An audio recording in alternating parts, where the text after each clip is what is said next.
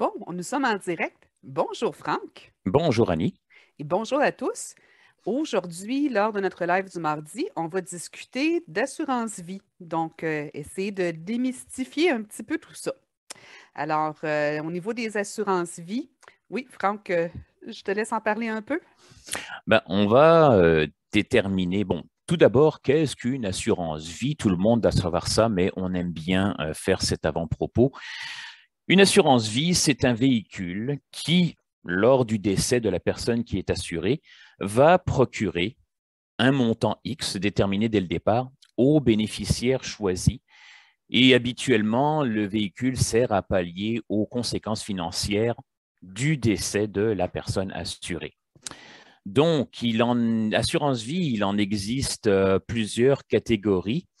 On va commencer avec les deux premières importantes, l'assurance vie temporaire et l'assurance vie permanente. Donc, Annie, assurance vie temporaire. Donc, l'assurance vie temporaire, pardon, c'est souvent justement pour un besoin déterminé, pour une période déterminée, un besoin qui est temporaire et le tarif sera le même pour une période donnée. Il existe par exemple des protections temporaires 10 ans, temporaires 20 ans, temporaires 25 ans, temporaires jusqu'à 75 ans, donc il y en a une panoplie. Et il existe des protections temporaires dont le capital est fixe dans le temps. Donc, si on est protégé pour 200 000, ça demeurera 200 000 au fil du temps. Et il existe des assurances temporaires dont le capital est décroissant. On va souvent l'utiliser, par exemple, pour couvrir des prêts hypothécaires.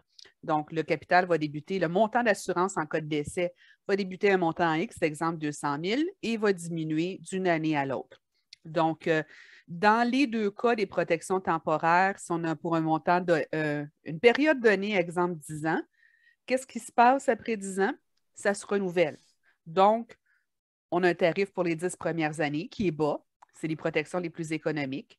Ça se renouvelle après 10 ans, ça devient plus cher et ça va par palier comme ça au fil du temps, jusqu'à habituellement une période déterminée à l'avance. Oui, Franck? Donc, j'ai un exemple concret ici. J'ai fait quelques petits calculs avant notre rencontre et je donne l'exemple d'un homme âgé de 50 ans, non fumeur, et qui veut se couvrir pour un montant de 50 000. Dans son cas, un temporaire 10 ans, on va parler d'une prime qui va tourner alentour de 16 dollars par mois, donc garantie pendant 10 ans. S'il opte pour un temporaire 20 ans, la période est plus grande, donc techniquement, l'assureur assume un plus grand risque. On va parler d'une prime de 20 dollars par mois pendant 20 ans. Et effectivement, dans le cas du scénario du temporaire 10 ans à 16 dollars, si au bout du terme de 10 ans, la personne décide de renouveler son assurance pour un autre 10 ans, il a vieilli de 10 ans. Il n'y aura pas, c'est un droit acquis, il n'y aura pas d'étude de son état de santé. Par contre, la prime qui était à 16 dollars passe à 85. Et dans ces cas-là, ce sont des renouvellements garantis. Habituellement, dans les contrats d'assurance, donc des contrats temporaires, on va avoir une grille avec les prix au renouvellement, les primes au renouvellement après 10 ans, après 20 ans, après 30 ans, etc. Et habituellement, ces primes-là sont plus élevées que si on retourne au marché rendu à l'âge du renouvellement, qu'on est en bonne santé, qu'on débute un nouveau contrat. Donc, avec nos clients, ce qu'on fait lorsqu'une prime arrive à son renouvellement quelques mois d'avance, on va aller vérifier est-ce que la personne en a toujours de besoin, combien on a de besoin, est-ce que l'état de santé a changé et est-ce qu'il est préférable de renouveler son temporaire ou d'aller au marché pour avoir une nouvelle protection d'assurance temporaire.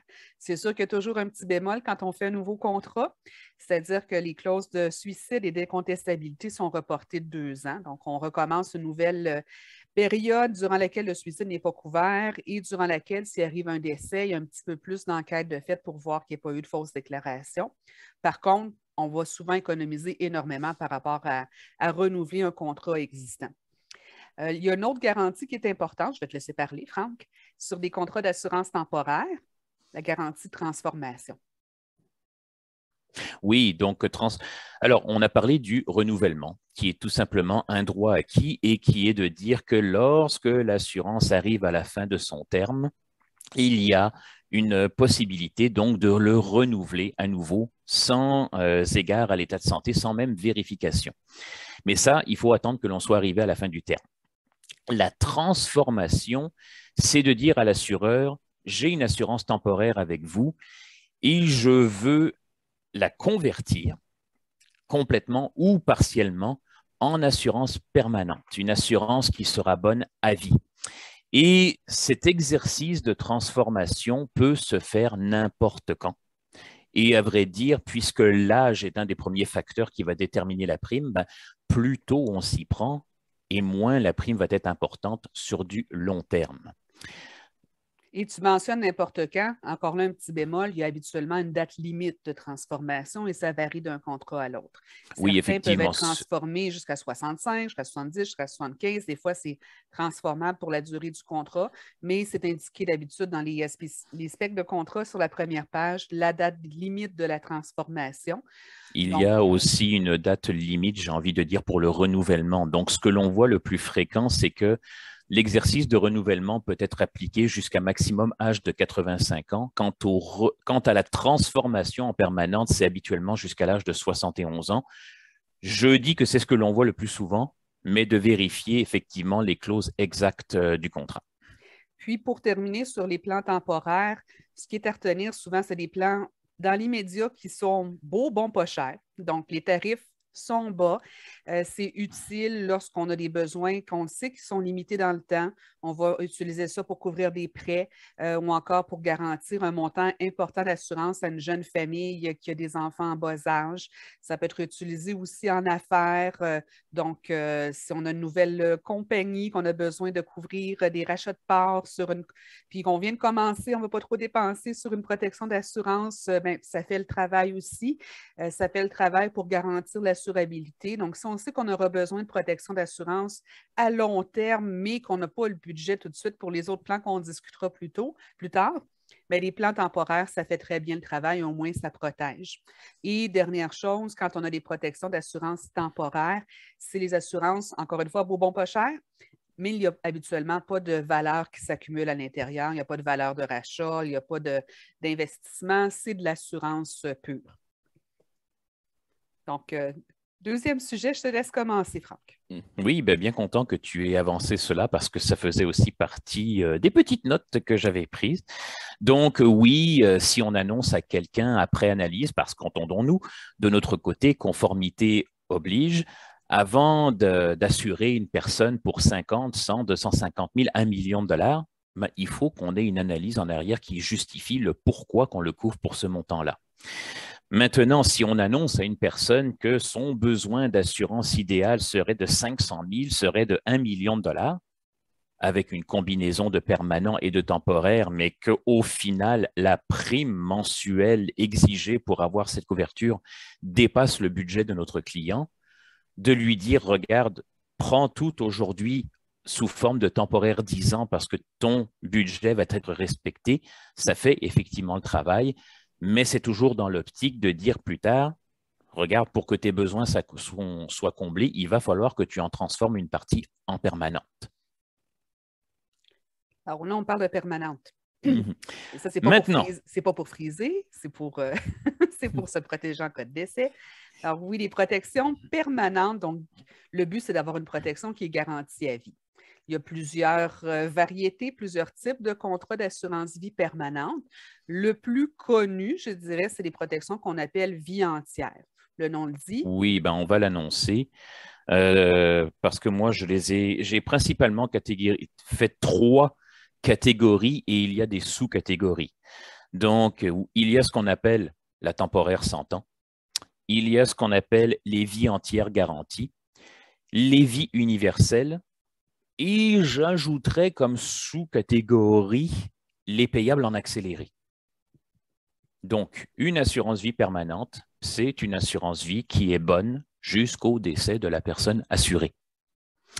Elles sont donc habituellement payables à vie avec une prime qui est garantie toute la vie.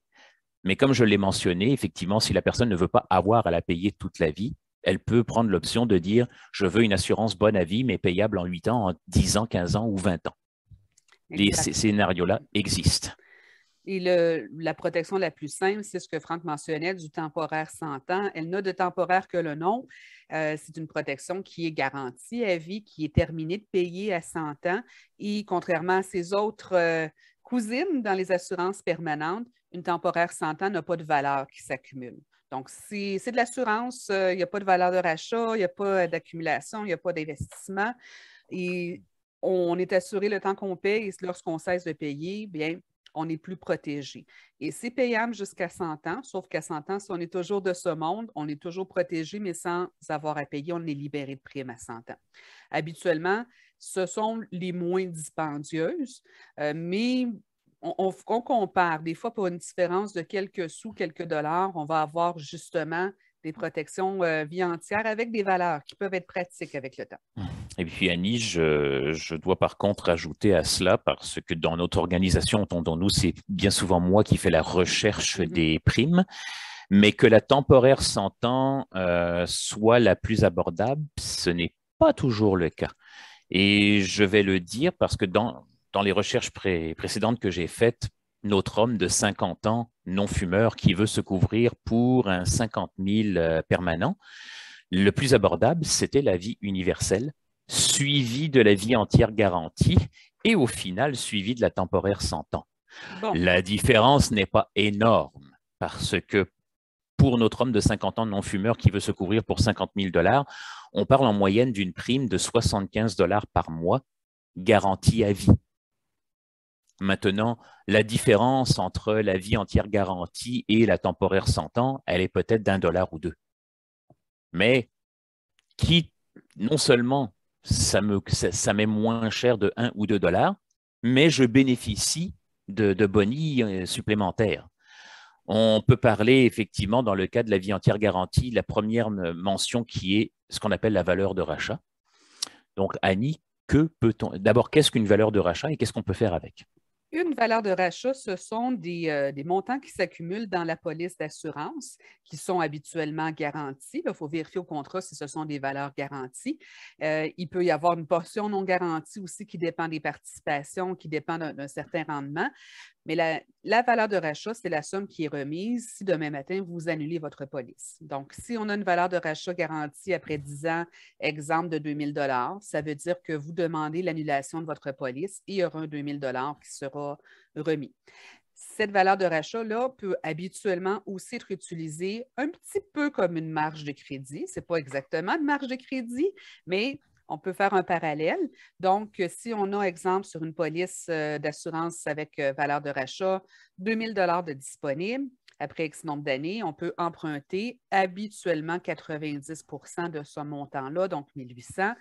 Et c'est un prêt avec intérêt. Les taux d'intérêt sont déjà connus, donc ça devient comme un prêt personnel. La seule différence, c'est que on le rembourse sur sa police. Et si jamais on n'a pas eu malheureusement la chance d'en faire le remboursement, c'est déduit de l'assurance advenant un décès.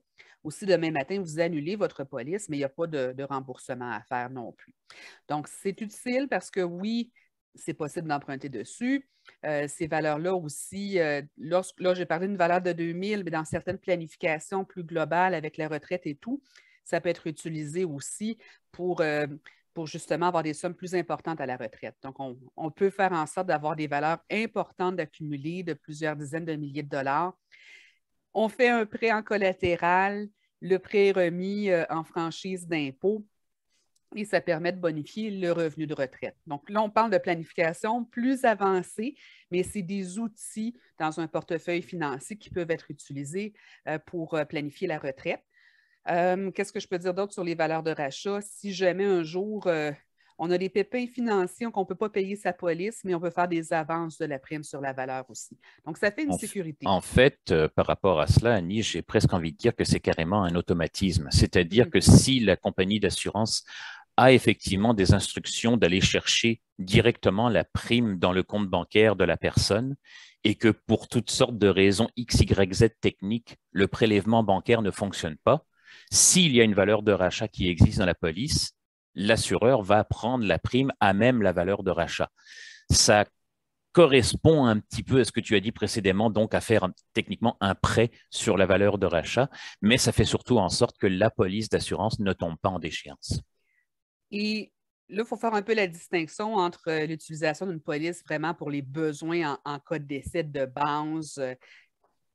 Ça, c'est possible, mais les assurances deviennent de plus en plus aussi des outils financiers pour faire d'autres types de planification. Oui, payer l'impôt au décès, oui, bonifier le revenu à la retraite.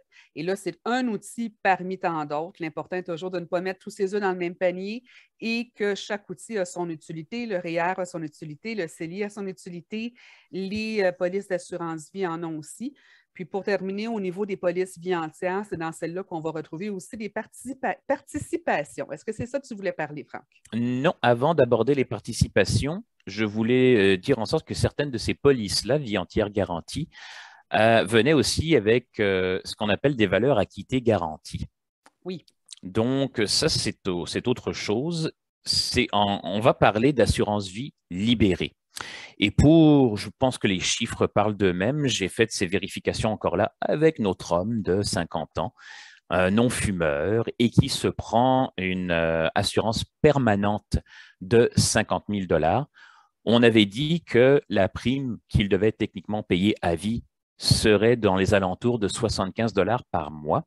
Et la vérification que j'ai faite, donc, c'est s'il a des valeurs acquittées garanties, rendu à l'âge de 75 ans, son assureur va lui dire, vous avez de l'assurance vie libérée qui est de l'ordre de 22 125 $.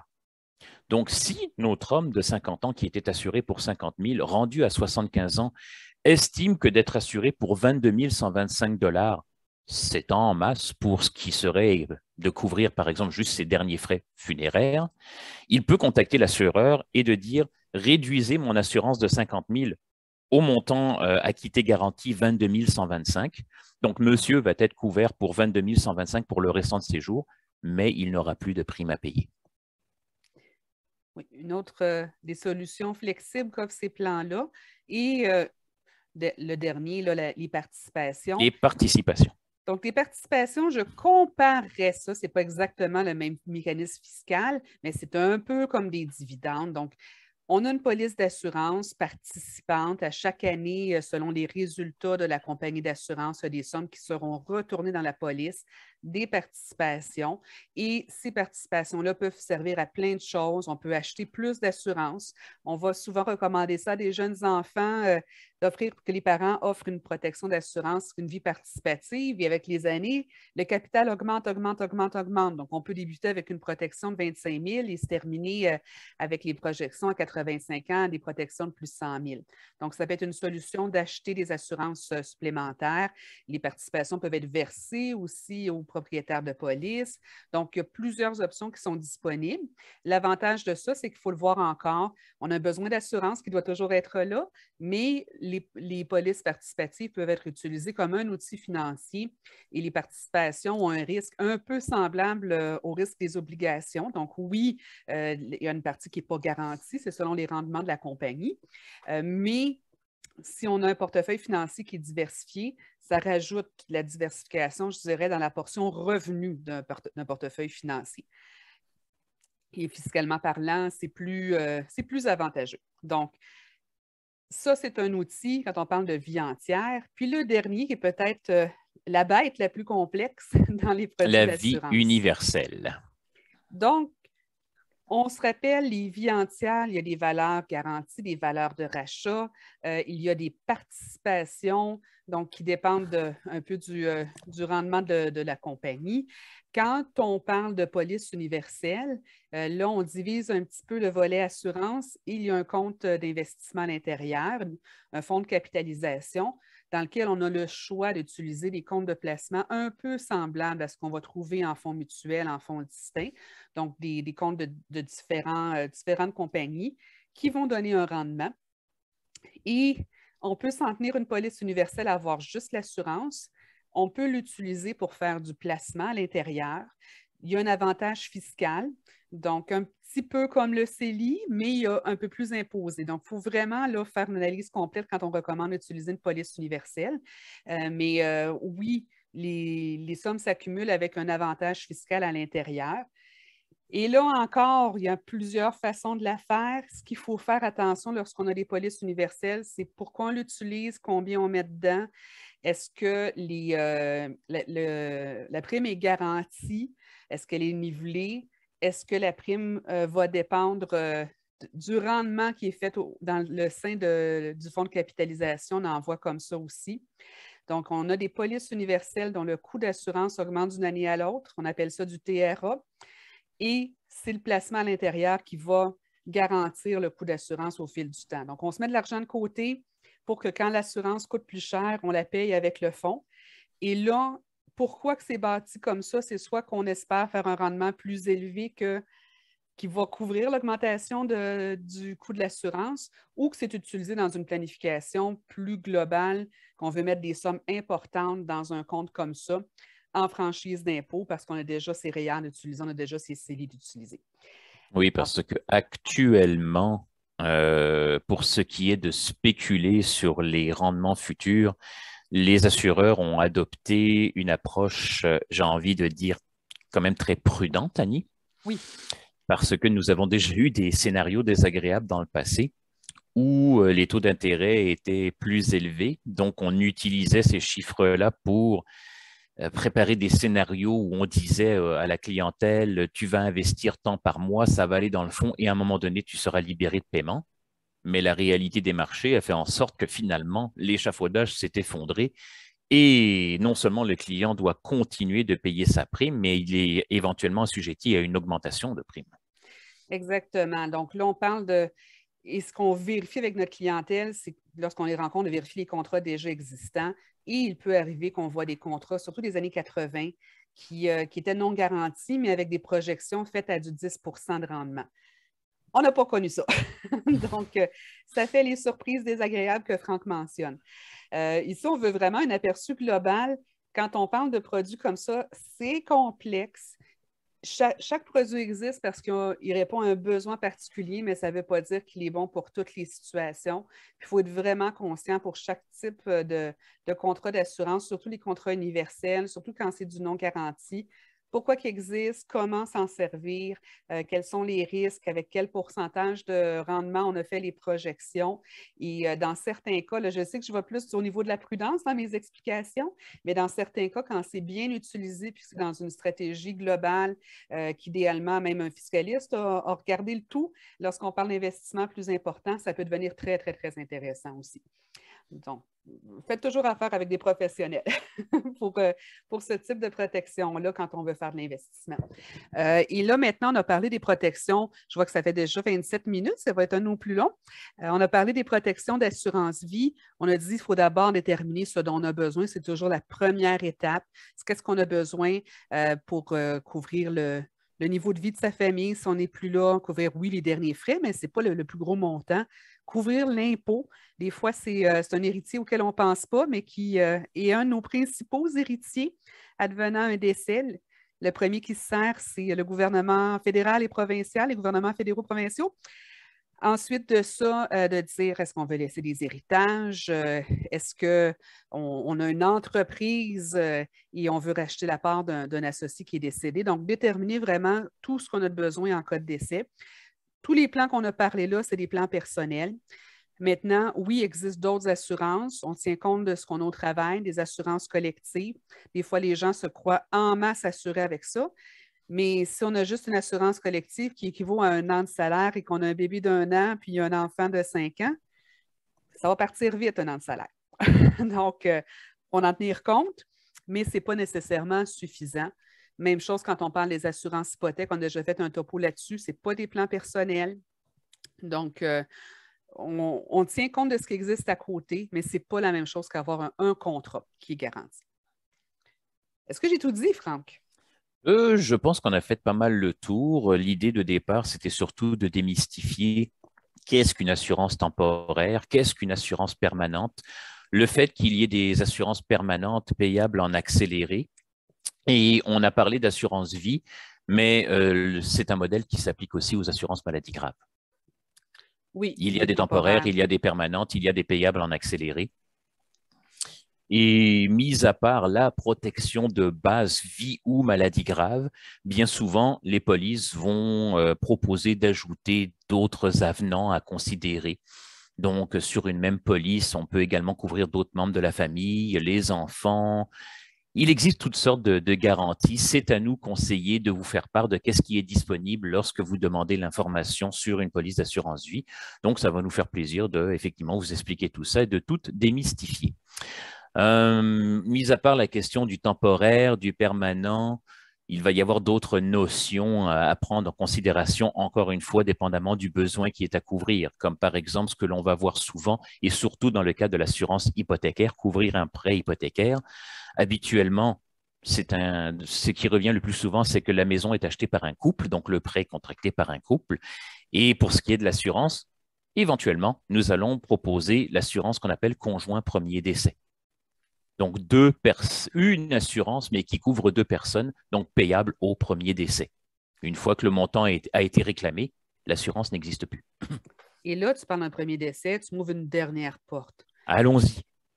Là, on parle de couvrir un prêt. Oui, on veut qu'il soit payé au premier décès, mais il peut y avoir des situations aussi où est-ce qu'on a besoin d'une assurance au deuxième décès.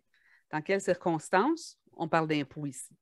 Parce que si on s'attend à avoir un impôt à payer, habituellement, lorsqu'on est en couple et que tout est bien fait au niveau légal, testament et tout, et qu'on a un bien, exemple, un immeuble à revenu qui a fait du gain en capital avec les années, qu'on s'attend à avoir des sommes considérables à payer en cas de disposition, dont un décès.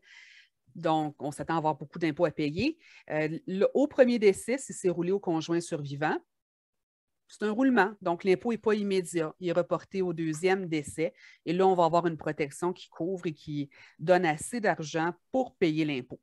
Ça va toujours être moins cher de prendre une protection d'avance au deuxième décès en plus pour couvrir un éventuel impôt que de le faire là, quand il arrive le décès, ou de se mettre de l'argent de côté.